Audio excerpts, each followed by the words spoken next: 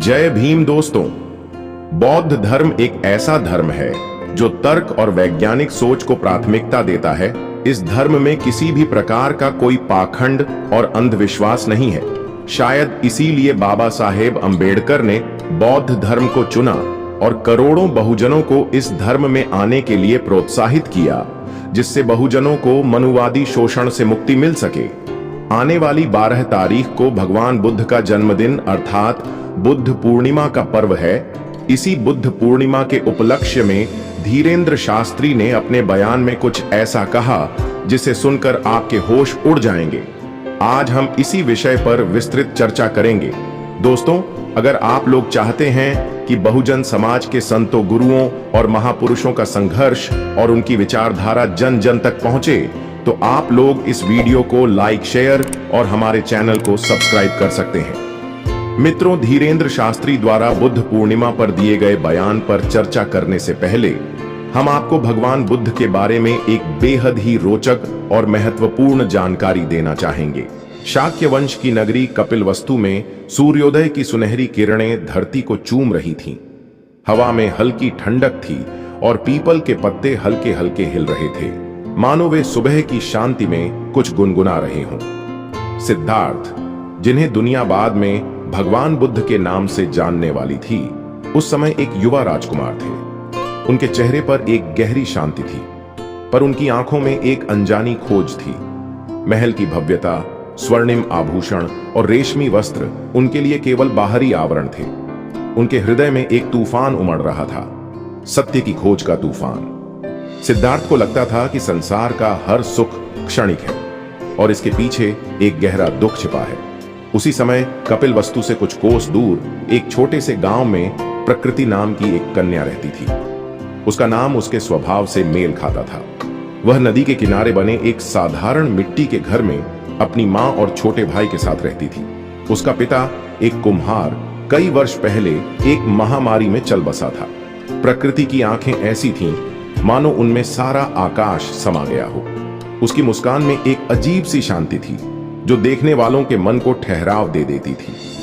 वह हर सुबह नदी के किनारे फूल चुनने जाती, उन्हें मंदिर में चढ़ाती और फिर गांव के बच्चों को कहानियां सुनाती। उसकी आवाज में मिठास थी और शब्दों में जादू। बच्चे उसकी कहानियों में खो जाते और बूढ़े उसकी बातों को सुनकर अपने पुराने दिनों को याद करते। प्रकृति को बुद्ध के बारे में तब पता चला जब एक दिन गांव में कुछ साधु आए। वे सिद्धार्थ की कथाएं सुना रहे थे। एक राजकुमार जो अपने महल, परिवार और सुख को छोड़कर सत्य की खोज में निकल पड़ा था। साधुओं ने बताया कि सिद्धार्थ अब बुद्ध बन चुके हैं और उनके उपदेश सुनने के लिए दूर दूर से लोग आते हैं। प्रकृति ने यह सुना तो उसके मन में एक अजीब सी उत्सुकता जागी। वह सोचने लगी कि ऐसा क्या है जो एक राजकुमार को सब कुछ त्यागने पर मजबूर कर देता है। सत्य क्या है जिसके लिए लोग जीवन भर भटकते हैं। उस रात वह देर तक नदी के किनारे बैठी रही, चांद की रोशनी में अपनी छाया को देखती हुई। उसने मन ही मन निश्चय किया कि वह बुद्ध को देखने जाएगी। उधर बुद्ध अपने प्रिय शिष्य आनंद के साथ एक जंगल में विचरण कर रहे थे। आनंद का हृदय कोमल था और उनका मन निर्मल। वे बुद्ध के सबसे करीबी शिष्यों में से एक थे। उनकी भक्ति ऐसी थी कि वे बुद्ध के हर शब्द को अपने हृदय में संजो लेते थे। आनंद का स्वभाव था कि वे हर जीव के दुख को अपना समझते थे। एक बार एक बीमार कुत्ते को देखकर वे इतने व्याकुल हो उठे थे कि बुद्ध को स्वयं उन्हें समझाना पड़ा था कि दुख संसार का स्वभाव है और उससे मुक्ति का मार्ग करुणा और ज्ञान में है। आनंद ने उस दिन से हर दुख को गहराई से समझने की कोशिश शुरू कर दी थी। एक दिन बुद्ध और आनंद उस गांव के पास से गुजर रहे थे जहां प्रकृति रहती थी। गांव के लोग बुद्ध के दर्शन के लिए उमड़ पड़े। नदी के किनारे एक विशाल बरगद के नीचे बुद्ध ने अपने शिष्यों के साथ विश्राम किया। गांव के लोग उनके लिए फल, जल और आसन लाए। प्रकृति भी अपनी मां के साथ वहां पहुंची। उसने दूर से बुद्ध को देखा। उनकी शांत मुद्रा, आंखों में गहरी करुणा और चेहरे पर हल्की मुस्कान ने प्रकृति के मन को झकझोर दिया। उसने सोचा, यह व्यक्ति ऐसा क्यों लगता है जैसे सारा संसार इसके हृदय में समा गया हो। बुद्ध ने उस दिन उपदेश दिया, उन्होंने 4 आर्य सत्य की बात की। दुख, दुख का कारण, दुख से मुक्ति और मुक्ति का मार्ग। उनकी वाणी ऐसी थी मानो हर शब्द हृदय में उतर रहा हो। प्रकृति ने हर शब्द को ध्यान से सुना। जब बुद्ध ने कहा, संसार में सुख और दुख दोनों क्षणिक हैं, पर सत्य शाश्वत है, तो प्रकृति के मन में एक तीव्र भाव जागा। उसने सोचा, मेरे पिता का जाना, मां की आंखों में छिपा दुख और मेरे भाई का भविष्य, क्या यह सब दुख का हिस्सा है? और क्या इस दुख से मुक्ति संभव है? उपदेश के बाद प्रकृति ने हिम्मत जुटाकर आनंद के पास जाने का फैसला किया। वह जानती थी कि बुद्ध से सीधे बात करना उसके लिए संभव नहीं होगा, पर आनंद का चेहरा उसे भरोसेमंद लगा। वह नदी के किनारे आनंद के पास पहुंची, जहां वे एक पत्थर पर बैठकर जल पी रहे थे। प्रकृति ने झिझकते हुए कहा, महानुभाव, मेरे मन में एक प्रश्न है, क्या आप मेरी मदद करेंगे? आनंद ने मुस्कुराकर उसकी ओर देखा। उनकी आंखों में वही करुणा थी जो बुद्ध की आंखों में थी। बोलो कन्या, तुम्हारा प्रश्न क्या है? उन्होंने कहा। प्रकृति ने गहरी सांस ली और बोली, मैंने आज भगवान बुद्ध के उपदेश सुने। वे कहते हैं कि दुख से मुक्ति संभव है, पर मेरे जीवन में दुख ही दुख है। मेरे पिता नहीं हैं, मेरी मां दिन रात मेहनत करती हैं और मेरा छोटा भाई भविष्य को लेकर डरता है। मैं कैसे विश्वास करूं कि इस दुख से मुक्ति मिल सकती है?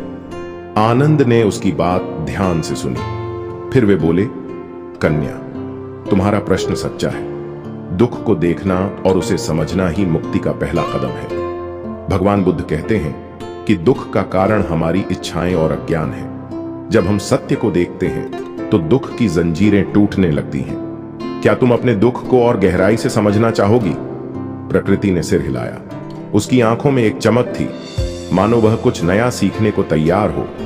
आनंद ने उसे अगले दिन फिर आने को कहा, जब बुद्ध एक और उपदेश देंगे। प्रकृति ने मन ही मन निश्चय किया कि वह हर दिन बुद्ध के उपदेश सुनने आएगी। अगले दिन प्रकृति फिर बरगद के पेड़ के नीचे पहुंची। इस बार उसने देखा कि बुद्ध के साथ कई और शिष्य थे। कुछ साधु, कुछ गृहस्थ और कुछ स्त्रियां भी थीं। बुद्ध ने उस दिन करुणा की बात की। उन्होंने कहा, करुणा वह अग्नि है जो अंधकार को जलाती है। जब तुम दूसरों के दुख को अपना समझते हो तो तुम्हारा हृदय शुद्ध होता है। प्रकृति ने यह सुना तो उसका मन पिघल गया। उसने सोचा, मैं अपनी मां और भाई के लिए कितना कुछ करना चाहती हूं। क्या यही करुणा है? उस दिन उपदेश के बाद वह फिर आनंद के पास गई। इस बार उसने कहा, महानुभाव, मैं करुणा को समझना चाहती हूं। मैं अपनी मां और भाई के लिए कुछ करना चाहती हूं, पर मेरे पास कुछ नहीं है। मैं क्या करूं? आनंद ने मुस्कुराकर कहा, कन्या, करुणा धन से नहीं, हृदय से जन्म लेती है। तुम अपनी मां के लिए एक मुस्कान, एक कोमल स्पर्श और अपने भाई के लिए एक कहानी दे सकती हो। यह छोटी छोटी चीजें ही करुणा का बीज बोती हैं। प्रकृति ने आनंद की बात को अपने हृदय में उतार लिया। उसने घर जाकर अपनी मां के पैर दबाए और अपने भाई को एक नई कहानी सुनाई। उस रात उसने देखा कि उसकी मां की आंखों में एक अलग सी चमक थी और उसके भाई का चेहरा हंसी से भरा था। पहली बार प्रकृति को लगा कि उसका छोटा सा प्रयास भी किसी के जीवन में सुख ला सकता है। दिन बीतते गए। प्रकृति हर दिन बुद्ध के उपदेश सुनने जाती। वह आनंद से प्रश्न पूछती और आनंद उसे धैर्यपूर्वक समझाते। धीरे धीरे प्रकृति के मन में एक गहरी शांति जन्म लेने लगी। वह अपने दुख को अब पहले की तरह नहीं देखती थी। उसने समझ लिया था कि दुख तो आएगा, पर उसे थामने की शक्ति उसके भीतर है। एक दिन गांव में एक भयानक तूफान आया। नदी उफान पर थी और कई घर बह गए। प्रकृति का घर भी क्षतिग्रस्त हो गया। उसकी मां और भाई सुरक्षित थे, पर उनका सारा सामान नष्ट हो चुका था। गांव के लोग निराशा में डूब गए। प्रकृति का हृदय भी भारी था, पर उसने हिम्मत नहीं हारी। उसने सोचा, बुद्ध ने कहा था कि दुख में भी करुणा का मार्ग है। वह गांव वालों को इकट्ठा करने लगी। उसने कहा, हम सब मिलकर एक दूसरे की मदद कर सकते हैं। जो बचा है उसे बांट लें। उसकी बात सुनकर लोग आश्चर्यचकित हुए। एक साधारण कन्या इतनी हिम्मत कैसे दिखा सकती है? पर प्रकृति की आंखों में विश्वास था और उसकी आवाज में शक्ति। धीरे धीरे गांव के लोग एकजुट हुए। उन्होंने एक दूसरे के घरों को फिर से बनाने में मदद की। प्रकृति दिन रात मेहनत करती। वह बच्चों को कहानियां सुनाती, बूढ़ों को ढांढस बंधाती और जो बीमार थे उनकी सेवा करती। जब बुद्ध और आनंद को इस बात का पता चला, वे गांव में आए। बुद्ध ने प्रकृति को देखा जो एक छोटे बच्चे को गोद में लिए उसे खाना खिला रही थी। उनकी आंखों में एक गहरी संतुष्टि थी। उपदेश के बाद बुद्ध ने प्रकृति को अपने पास बुलाया। उन्होंने कहा, कन्या, तुमने करुणा का सच्चा रूप दिखाया है। तुमने दुख को अवसर में बदला। यह बुद्ध का मार्ग है। प्रकृति की आंखें नम हो गईं। उसने कहा, भगवान, मैंने केवल वही किया जो आपने सिखाया। बुद्ध ने मुस्कुराकर कहा, नहीं कन्या, तुमने सिखाया कि सत्य और करुणा हर हृदय में बसते हैं। आनंद ने प्रकृति की ओर देखा और मन ही मन सोचा, यह कन्या साधारण नहीं है। इसका हृदय बुद्ध के समान विशाल है। उस दिन प्रकृति ने निश्चय किया कि वह बुद्ध के मार्ग पर चलकर अपने जीवन को और गहराई देगी। उसने आनंद से पूछा, महानुभाव, क्या मैं भी बुद्ध की तरह सत्य की खोज कर सकती हूं? आनंद ने कहा, कन्या, सत्य की खोज हर उस हृदय में शुरू होती है जो सच्चाई को देखना चाहता है। तुमने पहला कदम उठा लिया है। अब धैर्य और करुणा के साथ आगे बढ़ो। प्रकृति ने उस रात नदी के किनारे बैठकर चांद को देखा। उसकी आंखों में आंसू थे, पर हृदय में एक नई रोशनी। वह जान चुकी थी कि उसका जीवन अब केवल उसका नहीं है। वह गांव के हर उस व्यक्ति से जुड़ा है जिसके लिए उसने करुणा दिखाई। तूफान के बाद गांव धीरे धीरे अपने पैरों पर खड़ा होने लगा। प्रकृति की प्रेरणा ने गांव वालों में एक नई ऊर्जा भरी थी। जहां पहले लोग अपने दुख में डूबे रहते थे, अब वे एक दूसरे के साथ मिलकर काम कर रहे थे। मिट्टी के घर फिर से बनने लगे और बच्चों की हंसी फिर से गांव की गलियों में गूंजने लगी। प्रकृति का छोटा सा घर भी गांव वालों की मदद से ठीक हो गया था, पर उसका मन अब केवल अपने परिवार तक सीमित नहीं था। वह हर उस व्यक्ति के लिए कुछ करना चाहती थी जो दुख में था। बुद्ध और उनके शिष्य कुछ दिनों बाद गांव से आगे बढ़ गए। आनंद ने जाते जाते प्रकृति से कहा, कन्या, तुम्हारा हृदय अब करुणा का दीपक बन चुका है। इसे जलाए रखना, हम फिर मिलेंगे। प्रकृति ने आनंद की बात को अपने हृदय में संजो लिया। उसने सोचा कि वह बुद्ध के उपदेशों को अपने जीवन में उतारेगी, भले ही वे अब गांव में न हो। प्रकृति ने गांव में एक छोटा सा समूह बनाया जिसमें कुछ युवा और बच्चे शामिल थे। वह उन्हें बुद्ध के उपदेशों की बातें बताती और साथ ही कहानियों के माध्यम से करुणा और सत्य का महत्व समझाती। गांव के लोग उसे अब केवल एक कन्या नहीं, बल्कि एक प्रेरणा के रूप में देखने लगे। उसकी मां, जो पहले हमेशा चिंतित रहती थी, अब अपनी बेटी पर गर्व करती थी। उसका छोटा भाई, जिसका नाम सूरज था, भी प्रकृति की बातों से प्रभावित होने लगा। वह अपनी बहन के साथ गांव की सेवा में हाथ बंटाने लगा। एक दिन गांव में एक नया संकट आया। पास के जंगल में एक भयानक बीमारी फैल गई थी। कई लोग बीमार पड़ने लगे और डर के मारे गांव वाले अपने घरों में छिपने लगे। प्रकृति को यह देखकर बहुत दुख हुआ। उसने सोचा, अगर मैं अब चुप रही तो बुद्ध के उपदेशों का क्या अर्थ रह जाएगा। उसने अपनी मां से कहा, मां, मुझे उन लोगों की मदद करनी होगी। मैं नहीं चाहती कि कोई और परिवार मेरे पिता की तरह खो जाए। उसकी मां ने पहले तो मना किया, पर प्रकृति की आंखों में दृढ़ता देखकर वह चुप हो गई। उसने केवल इतना कहा, बेटी, सावधान रहना, तुम मेरी सबसे बड़ी ताकत हो। प्रकृति ने अपनी मां को गले लगाया और गांव के वैद्य के पास गई। वैद्य एक बुजुर्ग व्यक्ति थे जो जड़ी बूटियों का ज्ञान रखते थे। प्रकृति ने उनसे बीमारी के बारे में पूछा और जंगल में कुछ औषधीय पौधे लाने की ठानी। वह कुछ युवाओं के साथ जंगल गई। जंगल घना था और हवा में एक अजीब सी सिहरन थी। प्रकृति को डर लग रहा था, पर उसने अपने मन को शांत किया। उसने बुद्ध के शब्दों को याद किया, डर अज्ञान से जन्म लेता है, सत्य का प्रकाश डर को मिटा देता है। उसने अपने साथियों को हिम्मत बंधाई और पौधों की खोज शुरू की। कई घंटों की मेहनत के बाद उन्हें कुछ दुर्लभ जड़ी बूटियां मिली। वैद्य ने उन जड़ी बूटियों से दवा बनाई और प्रकृति ने खुद बीमारों के घर घर जाकर उनकी सेवा की। धीरे धीरे बीमारी पर काबू पाया गया। गांव के लोग प्रकृति की हिम्मत और करुणा से अभिभूत थे। एक बुजुर्ग महिला ने उसे आशीर्वाद देते हुए कहा, बेटी, तुम हमारे गांव की बुद्ध हो। प्रकृति ने मुस्कुराकर कहा, नहीं माता, मैं केवल उनके मार्ग पर चलने की कोशिश कर रही हूं। इस घटना के बाद प्रकृति का नाम दूर दूर तक फैलने लगा। लोग उसे करुणा की कन्या कहने लगे। एक दिन एक साधु ने गांव में आकर बताया कि बुद्ध और उनके शिष्य पास के एक नगर में हैं। प्रकृति का मन उमड़ पड़ा। उसने सोचा कि वह फिर से बुद्ध के दर्शन करेगी और आनंद से अपनी प्रगति के बारे में बात करेगी। उसने अपनी मां और भाई को बताया और गांव वालों की सहमति से वह कुछ लोगों के साथ नगर की ओर रवाना हुई। नगर में बुद्ध का स्वागत भव्य था। लोग उनके दर्शन के लिए उमड़ पड़े थे। प्रकृति ने बुद्ध को देखा और उसका हृदय आनंद से भर गया। उनकी शांति और करुणा पहले से भी अधिक गहरी लग रही थी। उस दिन बुद्ध ने अष्टांगिक मार्ग की बात की। उन्होंने कहा, सही दृष्टि, सही संकल्प, सही वाणी, सही कर्म, सही आजीविका, सही प्रयास, सही स्मृति और सही समाधि, ये 8 मार्ग सत्य की ओर ले जाते हैं। प्रकृति ने हर शब्द को अपने हृदय में उतारा। उसने सोचा, मैंने करुणा को तो समझ लिया, पर क्या मेरी वाणी हमेशा सही होती है? क्या मेरा कर्म हमेशा शुद्ध होता है? उपदेश के बाद वह आनंद के पास गई। आनंद उसे देखकर मुस्कुराए। उन्होंने कहा, कन्या, तुम्हारी आंखों में एक नई चमक है। बताओ, तुमने क्या सीखा? घटनाएं सुनाई। उसने बताया कि कैसे उसने तूफान और बीमारी के समय गांव वालों को एकजुट किया। आनंद ने ध्यान से सुना और कहा, तुमने करुणा और साहस का मार्ग चुना है, पर सत्य की खोज केवल दूसरों की सेवा तक सीमित नहीं है। यह तुम्हारे भीतर की यात्रा है।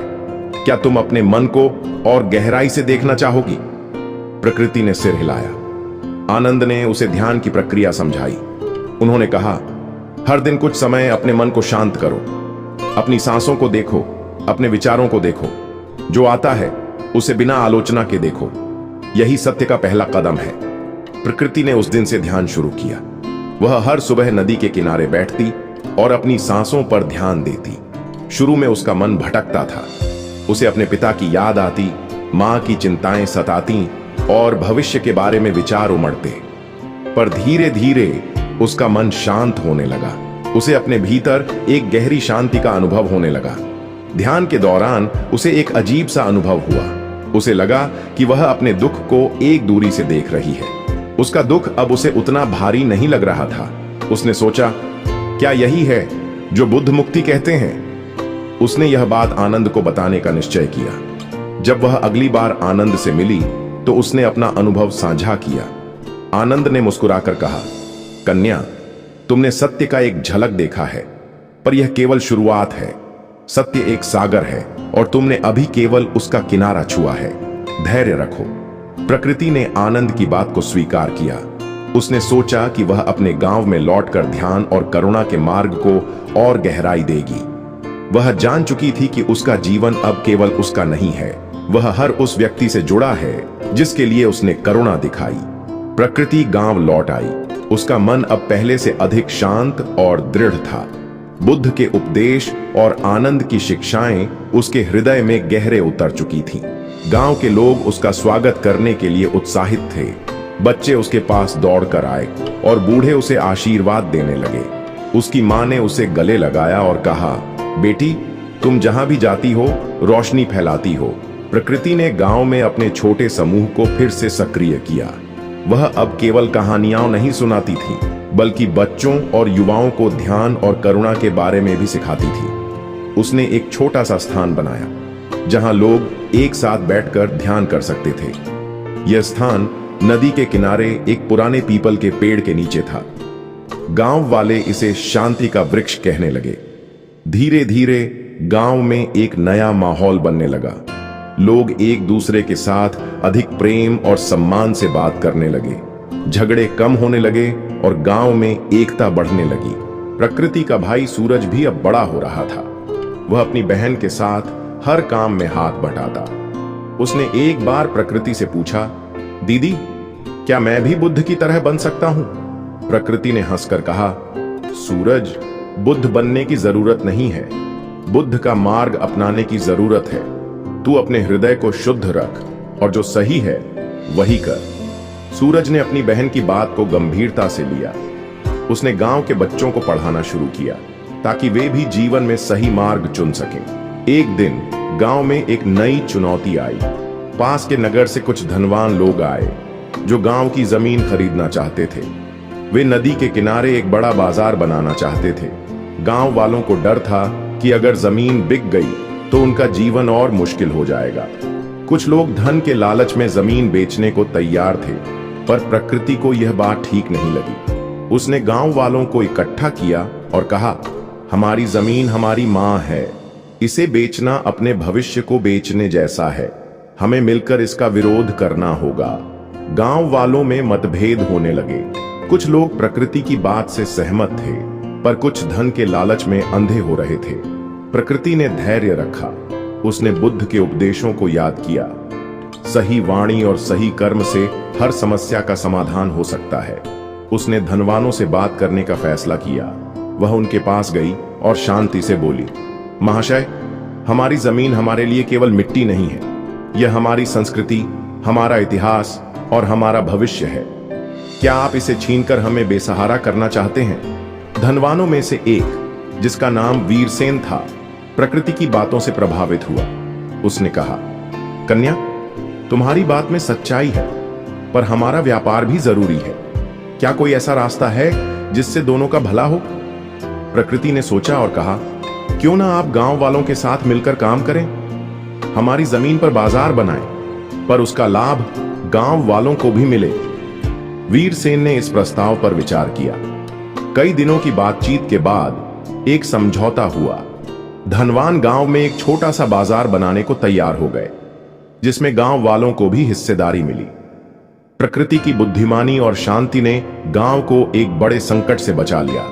गांव वालों का उस पर विश्वास और बढ़ गया। इस घटना के बाद प्रकृति का नाम और दूर तक फैल गया। एक दिन आनंद फिर से गांव में आए। वे बुद्ध के साथ नहीं थे, क्योंकि बुद्ध उस समय एक दूर के नगर में उपदेश दे रहे थे। आनंद ने प्रकृति की प्रगति के बारे में सुना था। उन्होंने उसे देखकर कहा, कन्या, तुमने बुद्ध के मार्ग को अपने जीवन में उतार लिया है।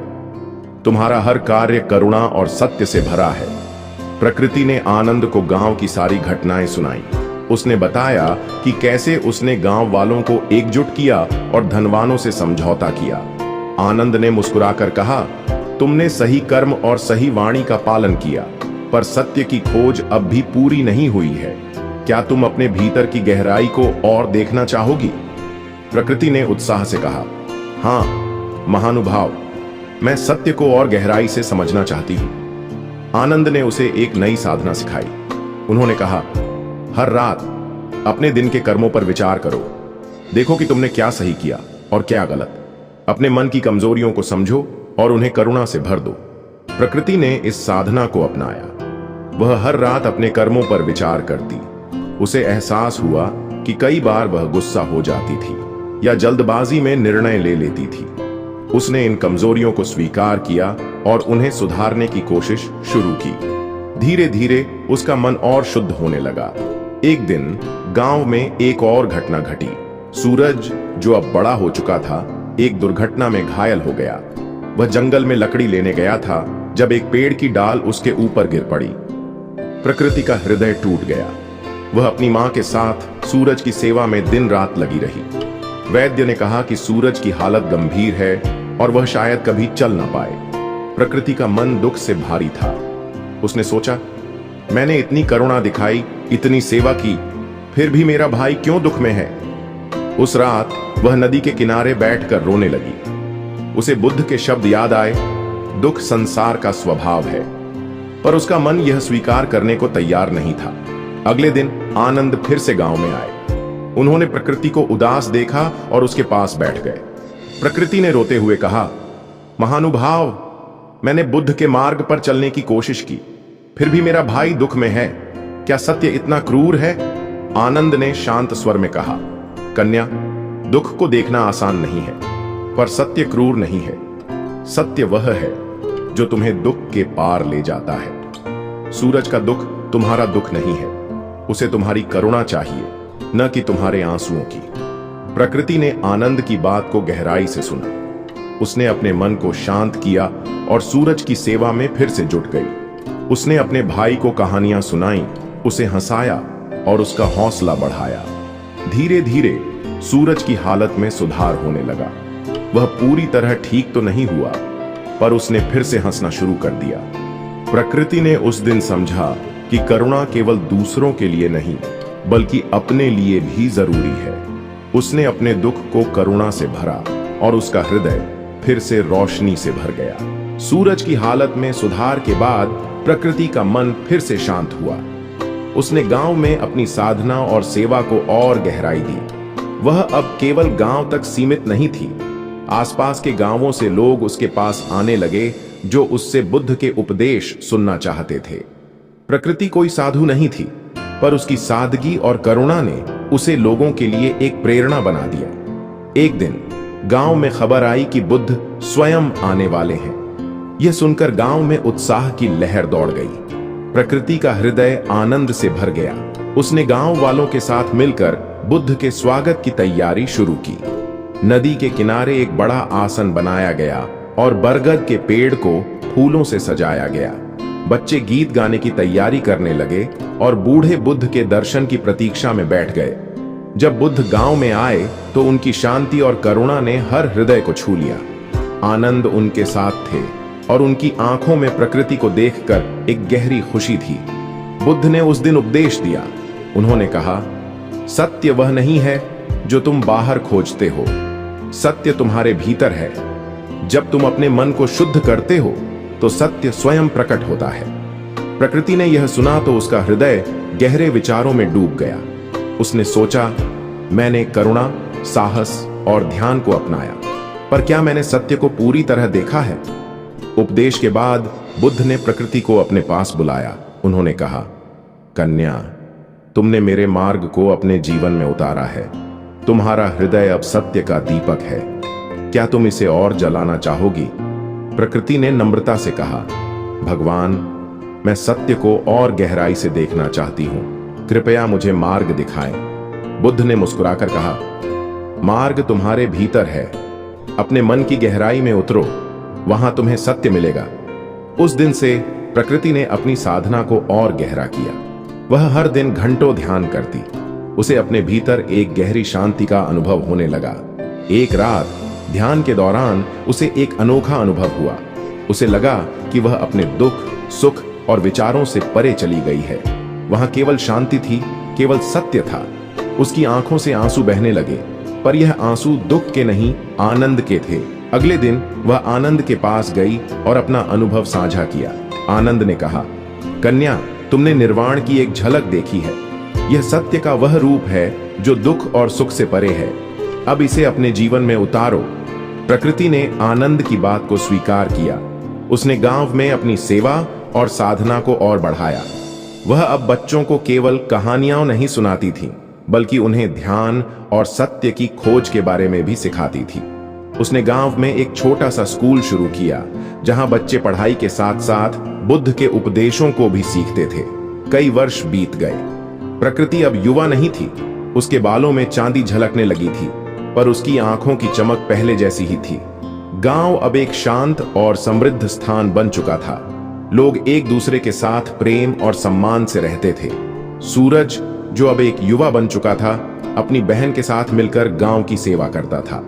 वह भले ही पूरी तरह चल नहीं सकता था, पर उसका हृदय करुणा से भरा था। एक दिन खबर आई कि बुद्ध का देहांत हो गया है। गांव में शोक की लहर दौड़ गई। प्रकृति का हृदय भी भारी था, पर उसने गांव वालों को समझाया, बुद्ध का शरीर भले ही चला गया हो, पर उनका सत्य हमारे बीच है। हमें उनके मार्ग पर चलना है।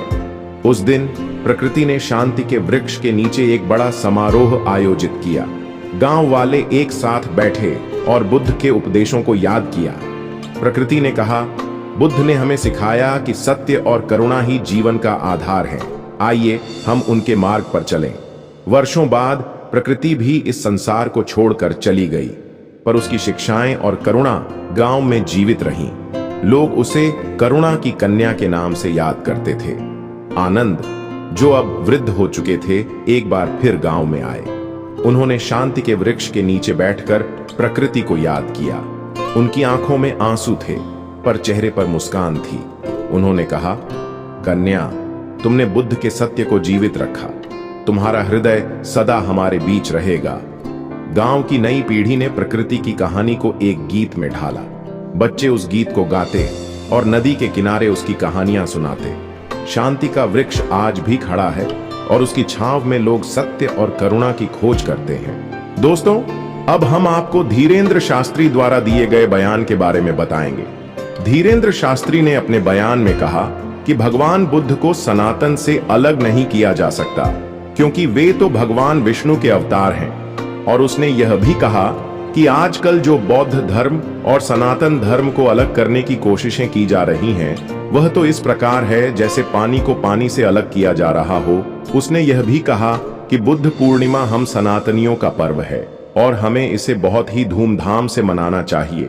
हमें खड़े होकर दुनिया को यह बताना होगा कि बुद्ध हमारे हैं, और दुनिया को यह भी बताना होगा कि अगर जिसने भी बुद्ध को सनातन से अलग करने की कोशिश की, उसका हम सभी सनातनी मिलकर जवाब देंगे और बुद्ध को बचाएंगे। धीरेन्द्र शास्त्री के बयान ने एक बार फिर समाज में उस प्राचीन घाव को कुरेद दिया है, जो समय के साथ धीरे धीरे भरने की कोशिश कर रहा था। उनके शब्द, जो सतह पर एकता का संदेश देने का दावा करते हैं, गहराई में जाकर एक ऐसी दरार पैदा करते हैं जो सनातन धर्म और बौद्ध धर्म के बीच की समझ को और कमजोर करती है।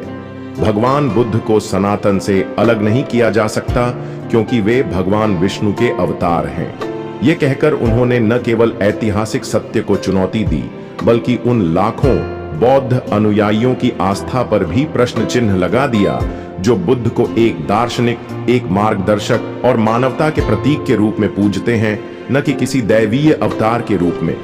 उनका यह दावा कि बौद्ध धर्म और सनातन धर्म को अलग करना पानी को पानी से अलग करने जैसा है, सुनने में भले ही काव्यात्मक लगे, पर यह एक खतरनाक सरलीकरण है। यह बयान बौद्ध धर्म की स्वतंत्र पहचान, उसके दर्शन की गहराई और उसकी अनूठी शिक्षाओं को नजरअंदाज करता है। बुद्ध ने जो मार्ग दिखाया, अहिंसा, करुणा और आत्म जागरूकता का मार्ग, वह किसी भी धर्म की सीमाओं में बंधा नहीं था। वह एक सार्वभौमिक सत्य था, जो मानवता को एकजुट करने के लिए था, न कि उसे किसी एक धार्मिक ढांचे में समेटने के लिए। शास्त्री का यह कहना कि बुद्ध पूर्णिमा सनातनियों का पर्व है और इसे धूमधाम से मनाना चाहिए, एक ऐसी मानसिकता को दर्शाता है जो बुद्ध के संदेश की व्यापकता को संकुचित कर उसे केवल एक समुदाय की संपत्ति बनाना चाहती है। जब वे कहते हैं, हमें खड़े होकर दुनिया को बताना होगा कि बुद्ध हमारे हैं, तो यह शब्द न केवल आक्रामकता को उजागर करते हैं, बल्कि एक ऐसी भावना को भी प्रज्वलित करते हैं जो बुद्ध के शांतिपूर्ण उपदेशों के सर्वथा विपरीत है। बुद्ध किसी एक समुदाय, धर्म या विचारधारा के नहीं थे।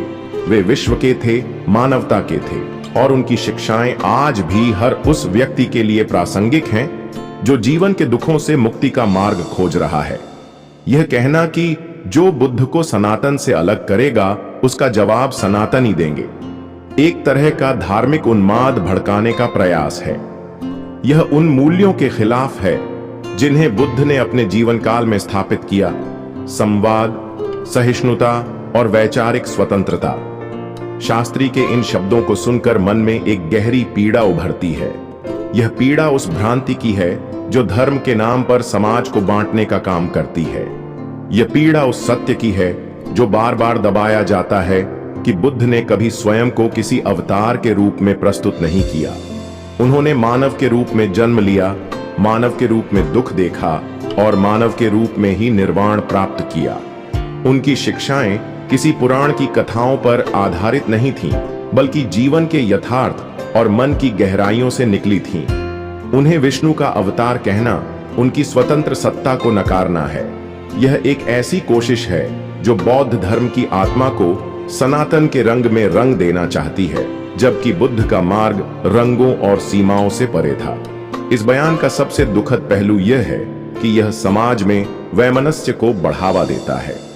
जब हम बुद्ध जैसे विश्व गुरु को किसी एक धर्म की संपत्ति बनाने की कोशिश करते हैं, तो हम उनकी शिक्षाओं का अपमान करते हैं। बुद्ध ने कभी युद्ध की बात नहीं की, कभी किसी को जवाब देने की सलाह नहीं दी। उन्होंने तो केवल इतना कहा, अपने भीतर देखो, सत्य को खोजो और करुणा के साथ जियो। आज जब दुनिया पहले ही धार्मिक और सांस्कृतिक तनावों से जूझ रही है, ऐसे बयान हमें और पीछे ले जाते हैं। वे हमें उस एकता से दूर करते हैं जिसके लिए बुद्ध ने अपना जीवन समर्पित किया।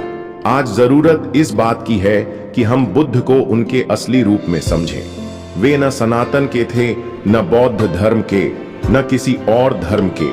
वे उस सत्य के थे जो हर मानव के भीतर छिपा है। हमें उनकी शिक्षाओं को धर्म की संकीर्ण दीवारों से मुक्त करना होगा।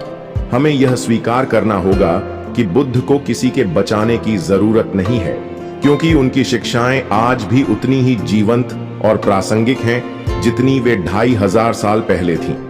हमें चाहिए कि हम उनके संदेश को अपनाएं, न कि उनके नाम पर नई लड़ाइयां शुरू करें। इसलिए आइए हम सब मिलकर बुद्ध के उस मार्ग पर चलें जो नफरत को मिटाता है, जो बंधनों को तोड़ता है और जो हर मन को शांति की ओर ले जाता है।